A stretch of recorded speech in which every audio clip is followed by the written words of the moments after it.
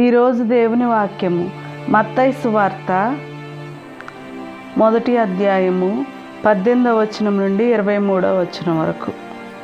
యేసుక్రీస్తు పుట్టుక రీతి ఎట్టిదన ఆయన తల్లి అయిన మరియమ్మకు యోసేపుతో వివాహము నిశ్చయింపబడినది.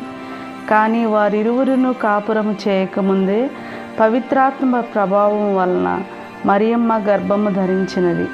ఆమె భర్తయగు యోసేపు నీతిమంతుడగుటచే మరియమ్మను బహిరంగముగా అవమానింప ఇష్టము లేక రహస్యముగా పరిత్యజించుటకు నిశ్చయించుకొనెను. యోసేపు ఇట్లు తలంచుచుండగా ప్రభువు దూత కలలో కనిపించి, దావీదు కుమారుడవగు యోసేపు, నీ భార్య అయిన మరియమ్మను స్వీకరించుటకు భయపడవలదు. ఏలయనా ఆమె పవిత్రాత్మ ప్రభావం వలన గర్భము ధరించినది. ఆమె ఒక కుమారుని కనును.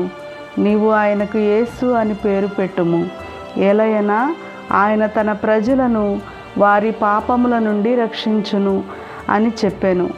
ఇదిగో, కన్య గర్భము ధరించి ఒక కుమారుని కనును.